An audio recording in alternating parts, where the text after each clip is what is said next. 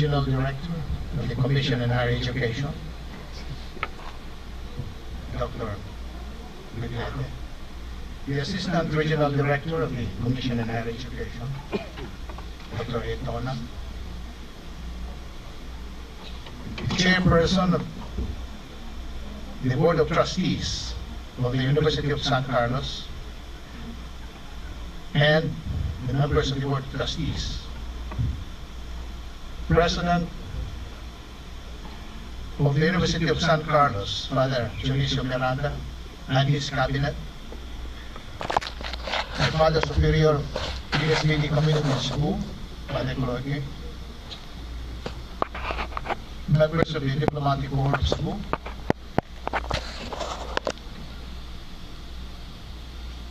deans, chairpersons, department chairpersons, faculty members, distinguished guests, friends and relatives, ladies and gentlemen, good afternoon. This is the most privileged moment of my life, an event I never dreamed of.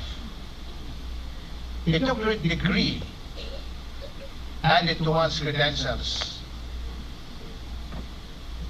is, I thought, for the profound thinkers, for the thought leaders of society.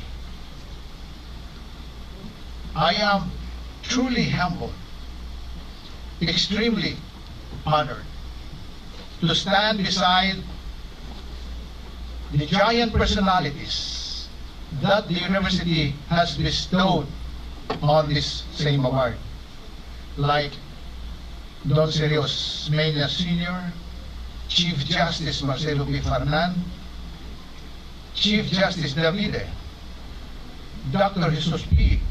Stanislao, Dr. John Gokongwei, and Dr. Stephen C. Gaisano.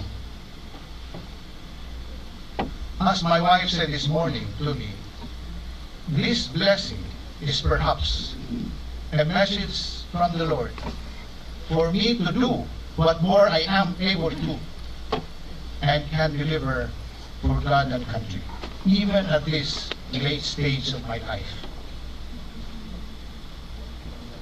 There was a resident Korean who was interviewed a few years ago. He was asked what he thinks of the problems of our country, why we cannot seem to get out of the rut we are in. The Korean could speak from experience. As we all know, Korea was devastated by war and rose from the ashes. His answer was very simple and direct.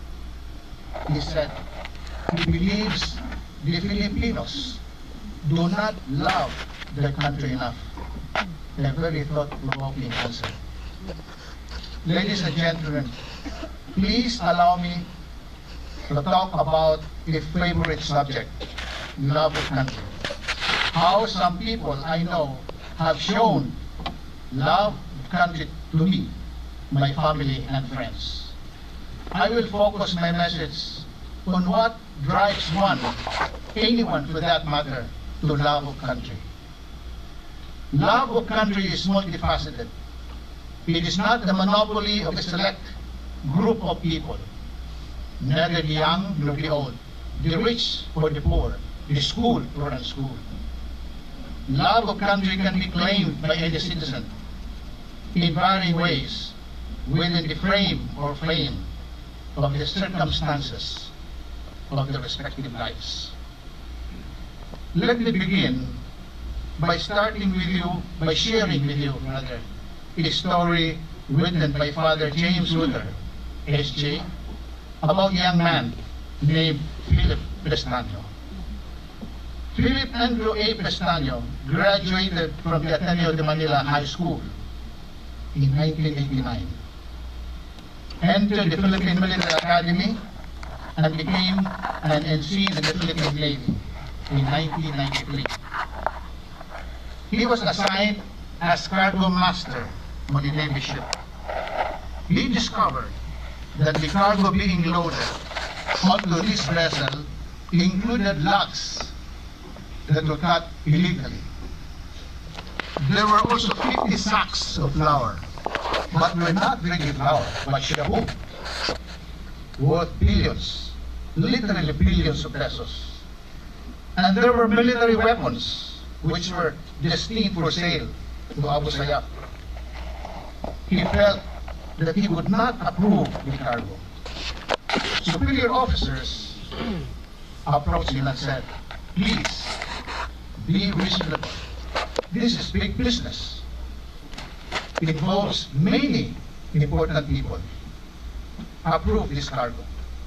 But Philip could not, in conscience, sign approval. At his home front, his parents received 2 phone calls saying, get your son out of that ship. He will be killed. When Philip was given leave for home, his family begged him not to go back. Their efforts at persuasion continued until his last night at home, when Philip was already in bed. His father came to him and said, please, son, resign your commission. Give up your military career. Don't go back. We want you alive. If you go back to that ship, it will be the end of you. But Philip said to his father, Nawawang bayan, piti the nation. Kaloy ang atong nasod. And he went back to the ship to take on his next scheduled trip. This trip was brief, from Cavite to Rojas Boulevard. It would usually take 45 minutes, but on September 27, 1995, it took only 1.5 hours. When the ship docked at Rojas Boulevard, Ensign Pastanyo was dead. The family has not stopped seeking justice for Philip up to this day. End of story.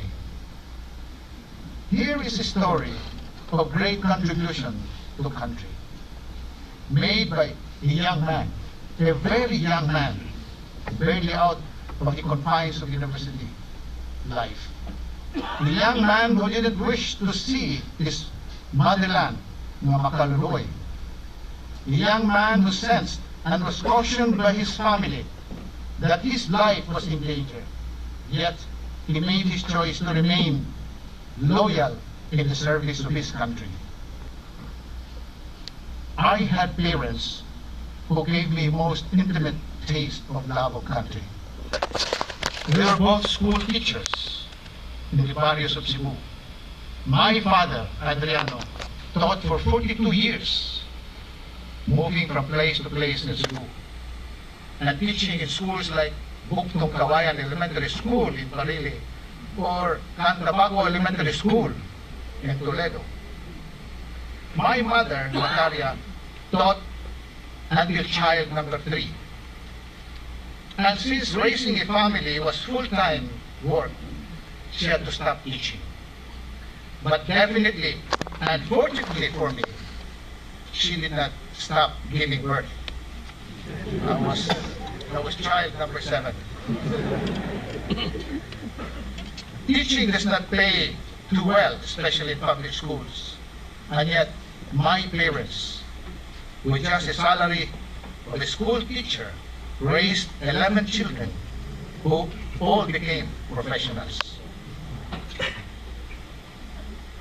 Their love for us was expressed in 3 values that permeated their lives: education, honesty, and hard work. Most of the siblings worked to earn their education. In my case, at a young age, I was a bootblack, shining shoes. I woke up early to sell newspapers, while my sister would sell bread in the neighborhood, sometimes together with my mother.